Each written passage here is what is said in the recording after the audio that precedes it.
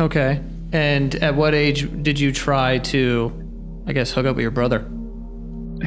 I was 12 and he was 19.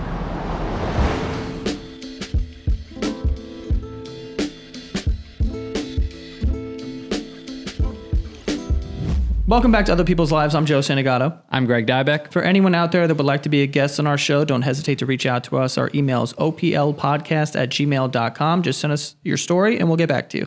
Today, we're speaking to a woman who has incest fantasies. She wrote in her email, "I know it sounds absolutely wild, and I've been having these thoughts since before I remember. I also tried to act on it with my brother once." So we're going to talk about where she thinks this all came from and how she is actively working through it in therapy and in her life. So we've got the guest on the line. Thank you so much for being on today. Thanks for having me, guys. Yeah, of course. So I know you said that you've had these fantasies and thoughts before you can remember, but is there a time that you can pinpoint where you started to realize that you were having these thoughts and that they sort of maybe raised some flags in your mind? Yeah. I think so. Sorry. So I think that probably around the time when I was starting to like discover like porn, I guess, is really where I was like, okay, I think that I might be a little fucked up. um, Especially because like Tumblr back in the day when it was like porn safe and I was like really into Tumblr, there was a lot of like incest stories and there was some incest porn with like people showing their IDs to like prove that they're siblings and then, you know, going and doing stuff like that. And when I stumbled upon that, I think that's where I really was like, oh, yeah, I think I might be a little traumatized. Wait, was that like real incest porn? Like, obviously there's a category of, you know, brother, sister and all that, but you were kind of stumbling on like people proving that they were siblings.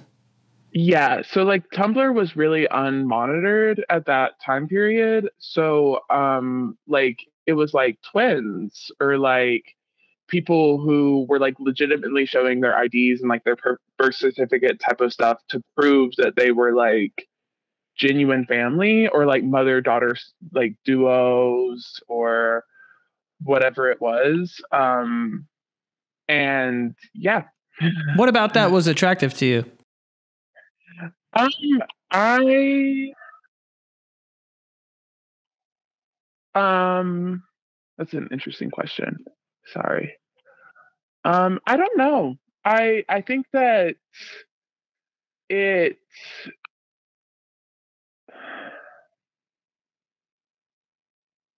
sorry.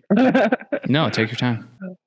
I think that it just piqued like my interest. I don't know. Like I saw it and I was like, "Oh, I've never seen anything like this." And I didn't realize that that was like a thing.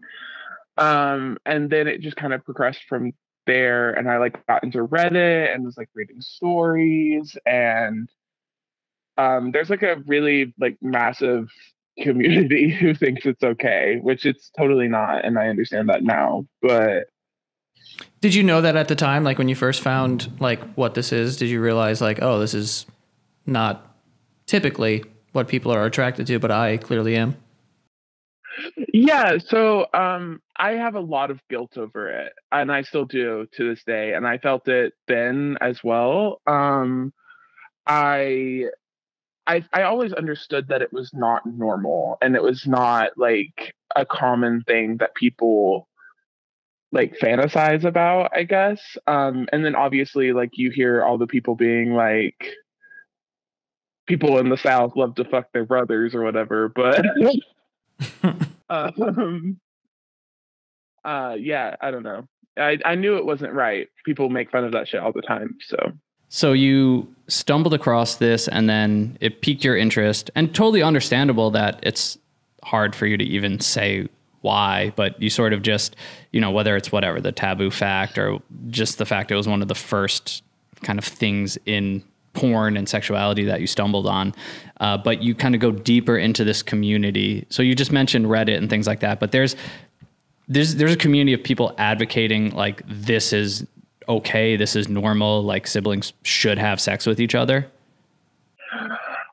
Yeah, basically, there's a really massive community on Reddit, and it's still like active to this day, where people are just like, it's mostly just people like explaining their experiences with it. A lot of it is rooted in trauma. Like if you read into it from like a outside perspective, it's like these fathers or these brothers or whatever it is putting these ideas in to their head and like making them feel like it's okay.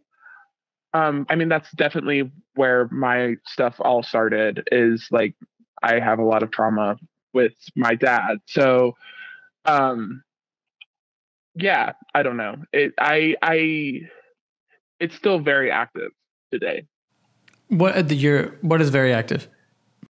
Like the community on Reddit and even on Tumblr still, where people are just like encouraging it and being like it's the most intimate thing you'll ever experience and like stuff like that. Okay, and you also said in your email that you did try to act upon this with your brother. Can we talk about that? Yeah, it's a very weird thing to talk about, but yeah, we can yeah.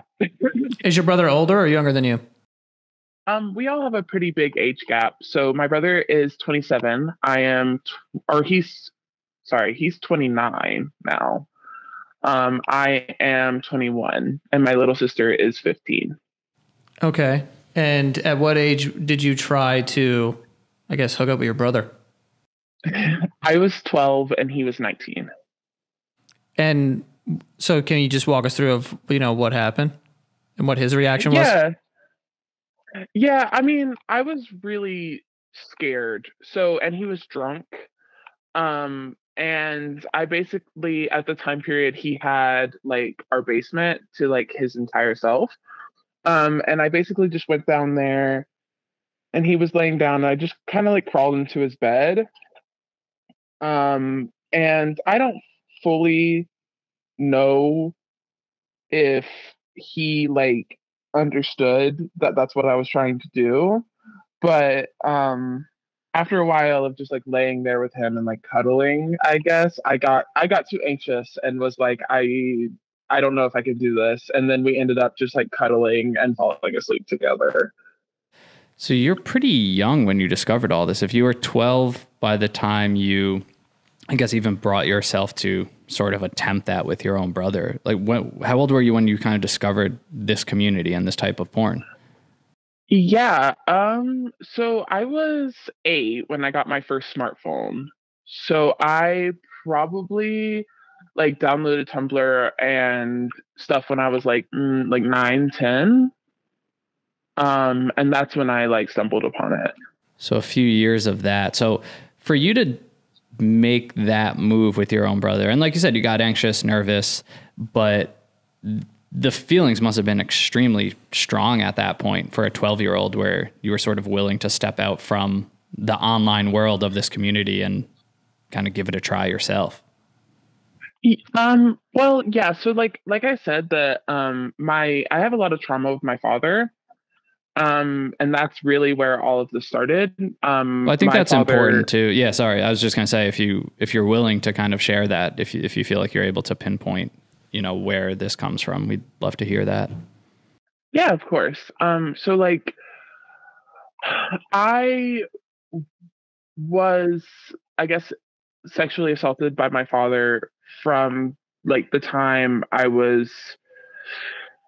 mean, it's before I can remember, but like my therapist and I have tried to pinpoint it to be like 3 or 4 until I was 11. And I think that that's why, like, because my mom kicked him out of the house when I was 11. So I think that that's why I tried to start it with my brother, because I was like, I guess just kind of missing that connection. And that's why I tried to start it so quickly after. But yeah, I always grew up with an intimate situation with my dad. Wow. Okay. And so you think this had a direct correlation to your attraction to this very taboo thing? Yeah. So like most of the time when you are like a sexual assault survivor, it either goes either way. So you're either a hypersexual and you like love sex and it's like all you like you have like a sex addiction, or you are completely abstinent. At least for a point of time. Like you just are like anxious and don't like it. So and I swung to the hypersexuality of it. Because I guess it was just like a way of coping. Yeah, sorry, I don't know if I'm making sense. No, it's fine. No, you absolutely are. But can you just kind of describe like, okay, after you have like that night you like fell asleep with your brother in the bed, what was the next few days like? Were you thinking about that, or was there like another attempt, or, you know, how did that sort of change your path with all of this? So I never tried again. I did like share a bed with my brother quite often after that. But we never like did anything. And I mean, I know that like I feel so awkward talking about it, but like I definitely like masturbated to the idea like quite often. Um, and yeah, and then eventually I like was like thinking about my sexuality, and like the thoughts like shifted from him to like my little sister, and like my mom, and like it just I never acted on anything ever again because I think that I just felt like the guilt took over, and I didn't want to do to them what my dad did to me, if that makes sense. Right. But you had these sort of sexual fantasies about all of your family members? Basically, yeah. And I just like would watch porn and imagine it being us. Do any of your family members know that you're going through this? No, absolutely not. And I would never tell them. That's so I can't imagine. And is this still active? Like, is this still something that you kind of deal with on a day to day? Yeah. So like I obviously try really hard not to do anything like that, but I have like been watching porn or even having sex with my boyfriend, which is really weird, and like noticed myself like starting to imagine it being a family member and then being like, oh fuck, that's weird, I need to stop, and like correcting my thoughts, which is something that I'm working on with in my therapy continuously. And does your boyfriend know about this? Absolutely not. Oh, okay. So you no one else knows about this. Just you and your therapist and us. Yeah. And my therapist and I haven't talked about it like too much. Honestly, you guys are going to know about it more than anybody else in my life. Joe always makes fun of me because he says I'm terrible at drinking. I personally, I agree. I'm pretty bad at drinking. I try to drink, but I don't always feel well the next day, and it doesn't take a lot for me to feel that way. He doesn't believe me because I, could maybe have like 2 drinks and I'm like, okay, I'm going to feel this. But luckily there's a game-changing product that has helped me and can help you guys. And I want to tell you about it. It's called ZBiotics Pre-Alcohol Probiotic Drink, and it's the world's first genetically engineered probiotic. Let me explain what that means. It was invented by scientists to tackle those rough mornings after drinking. So the way it works is when you go out and drink, that alcohol, it turns into a byproduct in your gut. And it's this byproduct, not dehydration, that leads to those next day feelings. But ZBiotics produces an enzyme and it breaks this byproduct down, which means that if you make ZBiotics your first drink of the night, and of course drink responsibly, then you will feel your best tomorrow. Every time I have ZBiotics before drinking, I honestly feel the difference the next day. The mornings are just not as rough. I feel like I have way more energy, like I can just get up, go, tackle the day ahead of me, because I don't like losing the day after drinking. Like, I still want to work out. I still want to come to the studio and be a productive person. So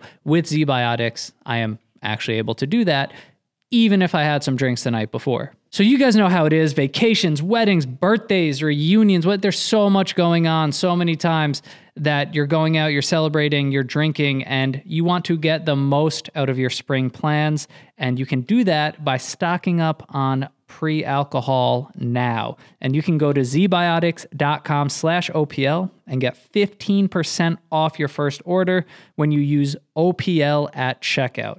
ZBiotics is backed with a 100% money-back guarantee. So if you're unsatisfied for any reason, they will refund your money, no questions asked. So this is really worth a try. So remember, head to zbiotics.com/OPL, use that code OPL at checkout for 15% off. And thanks, ZBiotics, for sponsoring this episode and helping us enjoy our good times.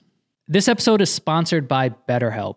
Since starting therapy personally, I feel like I am in so much more control of my time, of my life. I feel like I'm able to structure things better because I've gotten to the root of what is important to me and where I want to spend my time, where I want to give my energy.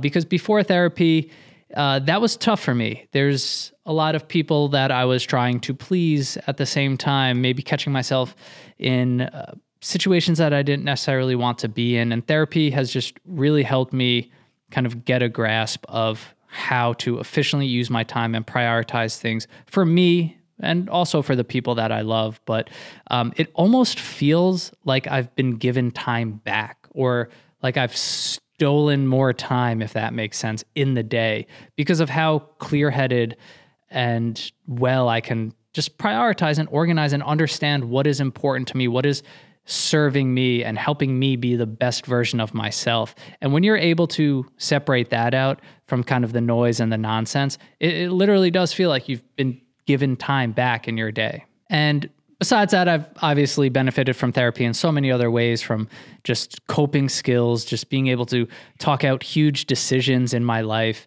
It's something that I recommend to anyone that's interested in trying it. And if you are interested, then you can check out BetterHelp. BetterHelp is cool because it's entirely online. So if you need something that's designed to fit your schedule, BetterHelp is perfect for that. You don't need to commute to an office or anything like that. The schedule can be flexible based on your needs. And it's super easy to get started. You just fill out a brief questionnaire. You get matched with a professional licensed therapist, and boom, you're ready to go. And the best thing about BetterHelp is you can switch therapists. So if the first one or even the first few just don't feel like that perfect fit for you, you can kind of rotate through, find other people until you find the person that you feel the most comfortable speaking with. So learn to make time for what makes you happy with BetterHelp. And you can visit betterhelp.com/OPL today to get 10% off your first month. That's BetterHelp, HELP.com/OPL, and you're going to get 10% off your first month. Wow. So the point of, getting to therapy and being able to, I assume that was the first person that you ever brought these feelings up to, which, must have been very hard and awkward at first, but that's a huge step. So you said the word guilt a few times, but, after the attempt with your brother, fantasies about kind of all your family members, was there sort of a boiling point of guilt or shame or different things you were feeling that made you think I should try to get help for this because I don't want to have these fantasies for life? Yeah. So when I would say it was probably like I was like 18, 19 is when I really was like, okay, this is not normal and this is not healthy for me. And that's when I was like really starting to think about it, because my family wasn't like very like mental health positive. Like they still don't understand why I'm in therapy. So I guess I just never like thought about it in like this is trauma-based way until I went to college and I was around people who were more mentally health positive. And then I was like, okay, maybe this is rooted in trauma and maybe this is unhealthy and it's like continuing the trauma. Like and it causes like a lot of flashbacks for me. Sorry. With your father? Yes. Does your family know about what happened with you and your father in the past, or is that also a secret? So I have a lot of blocked out memories from that time period. I don't remember a lot, but I've been talking about it a lot with my therapist, and mostly it's just we think that my mom knew the entire time and didn't really stop it, which again would play into like me thinking it was normal and me thinking that like this was it like something that all families do. It's just like an intimate connection thing. But yeah, my brother knows as well, but my sister doesn't know. And do you have a relationship with your father now, or he's not in your life? I have not seen him since I was 12. I hope I never see him again. Yeah. Do you think part of healing would ever be confronting your mom about that, or having your family know, truly about this past trauma and how it's affected you? So when I was like 20, I basically like broke down crying on my older brother and like spilled everything to him, and he had no idea.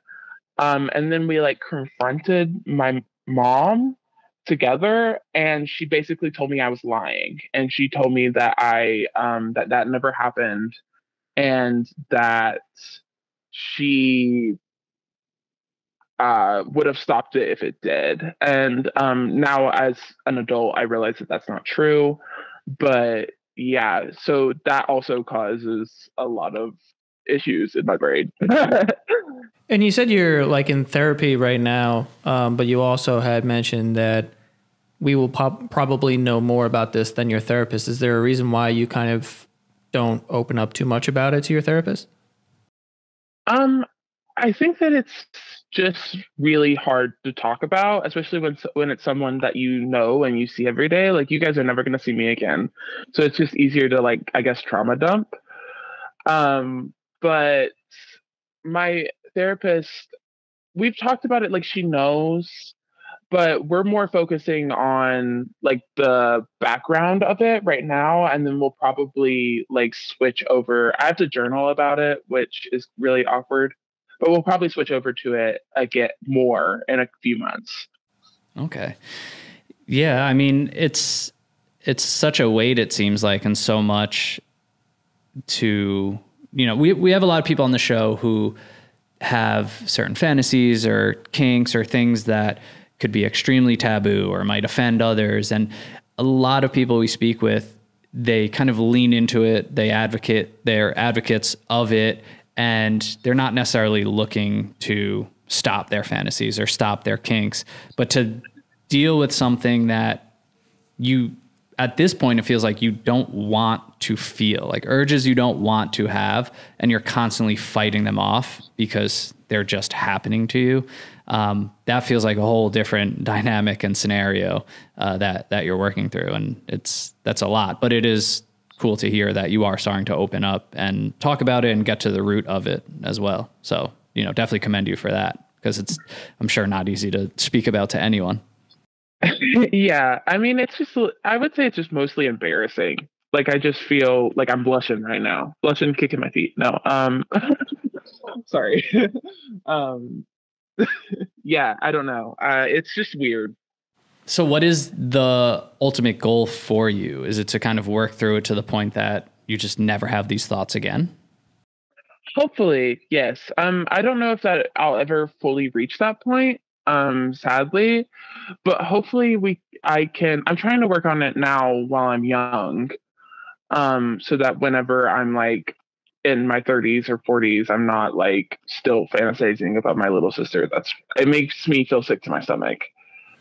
And What was, I'm interested, like, why did you reach out to us? Like, why did you want to tell us if this is something that, you know, obviously, and I mean, we appreciate it. Let's not get twisted, but like, we definitely appreciate you being super honest. But like, you know, what was the initial thought behind, you know, I want to reach out and kind of talk about this?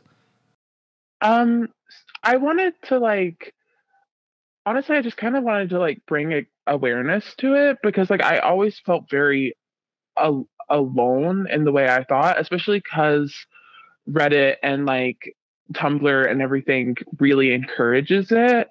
So it makes me feel like maybe I don't know, like wrong.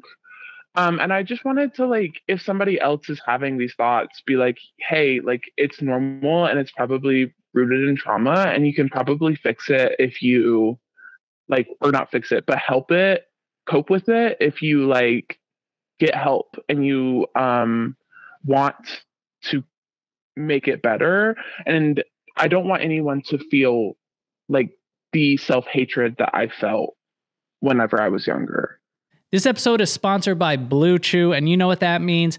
Let's talk about sex for a second. Guys, remember those days maybe you were younger and just, I don't know, why did I do that? Just always ready to go. Well, there is a way to increase your performance and get that extra confidence in bed.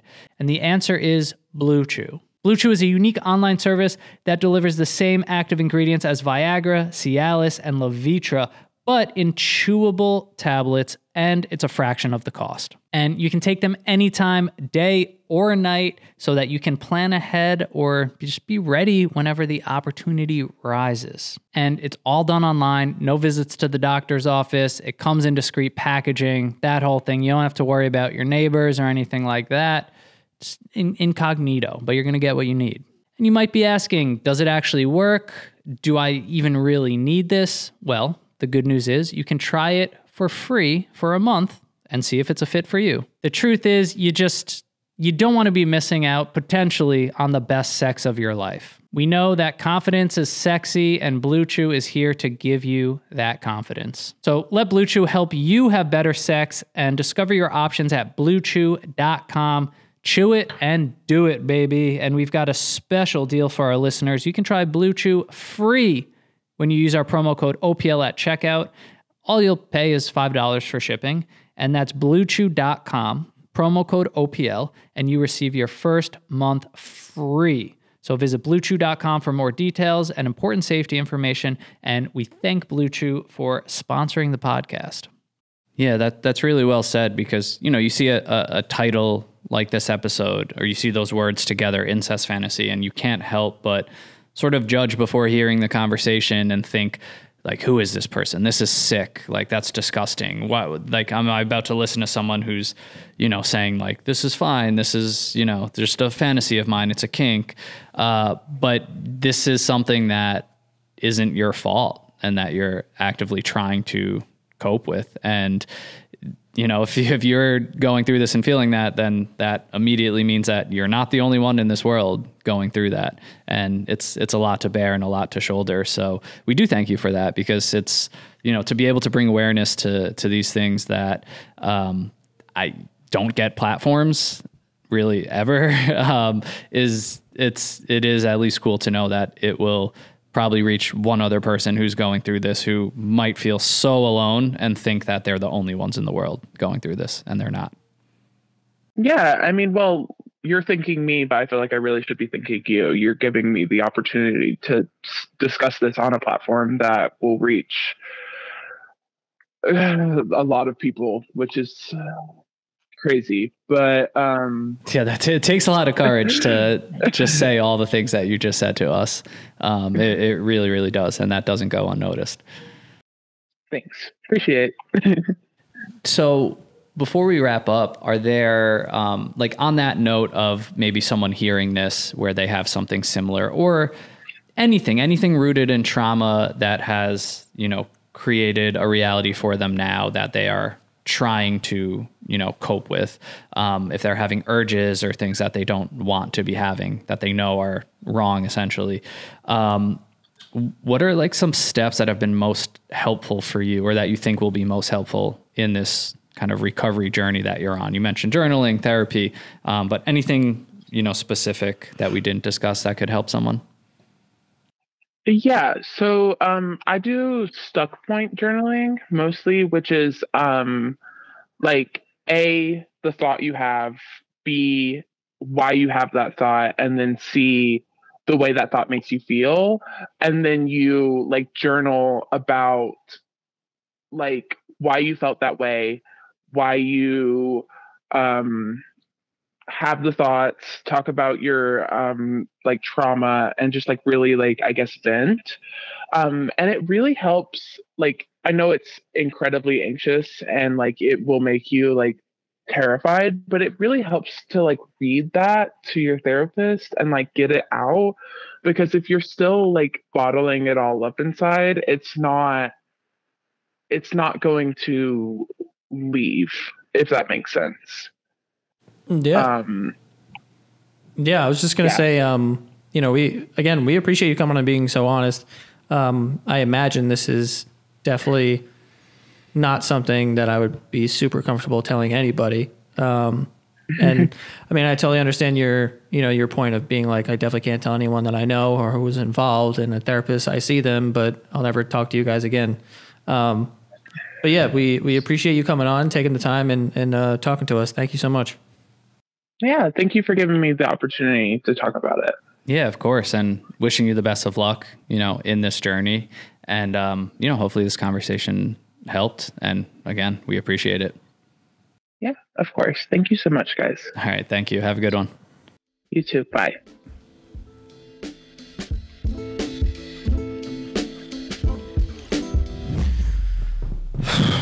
Oh my God. That takes guts. It's a rough one. And I just like, first of all, her father's a fucking piece of shit. Let's get that out of the way. And it's kind of crazy not crazy, but like, it's just another example of those young ages, especially when it comes to sexual abuse, like what that can do to a person, like moving forward is, whatever, like, I mean, anything could fucking, oh my God, I can't even imagine, 3 to 11. Yeah. What just the like fragility of a person of that age. Yeah. And I think that it's obvious that like something like this would stem from something like that, and all the psychology language around the reasons why is another thing, but like, it's fucked, man. And now, like, it's obviously this is a very taboo thing, and it's very strange, of course, to be thinking about your fucking sister who is a minor and like not good. You know what I mean? And imagine having those uncontrollable thoughts that are just like peppering your mind and you're trying to push them out. I don't even want to think about that. I mean, yeah. It's crazy. I mean, I'm happy that there's no like acting upon any of this, obviously. But it's fucked. I mean, the whole thing is kind of like fucked, and I don't think that there's anything, I'm not taking a shot at this person's character at all. It's just like an unfortunate situation. Like obviously they went through a very traumatic upbringing, and there are ramifications for that because your dad's a fucking piece of shit. And now you just kind of have to deal with this thing. And the thing that I feel bad about is that like, there's no one to talk to about this, like you can't, how the fuck can you explain this to the average person of like, like we've created the setting here to have like a serious conversation, but how does that come up? How do you tell one of your friends that like, without them being like, what, like, like there is some nuances in this and that you have to kind of go through to have that conversation for real. Like it's impossible to do. Even walking into therapy, like, and saying that. We're big advocates of therapy, and I don't think either of us have discussed something to that degree. You could be wrong, but like same thing, safe environment, whatever, but that's still a stranger. Like to sit down and say those words to someone repeatedly, session after session, like it's awesome that she even got to that point and that she's continuing that. And it seems like it's kind of a slow build. They're really trying to talk about the root trauma, and this is probably a long journey for her, but man, coming on our show and just saying that, and the work she's doing in therapy, that's such a like hill to get over to even get to that point. So that is awesome to hear for her, like that she's actively working on it. But wow. And just from a high level, it's just one of those reminders on this show. I think it's important to hear, like, to lead with something like incest fantasy. And like I was saying to her, the kind of immediate judgment that comes with that, but then to be reminded of the effects that trauma or an upbringing can have on someone uncontrollably, for them to now have to deal with this in their life. Like, that is just always important to remember. And I think the other thing is, it just made me think again, like, so many things that are hard for people. Like, people always say, like, oh, I wish they would have just told me this, or I'm their friend, or this and that. So much easier said than done. Like, you do not know what someone is going through in silence, that they're keeping inside.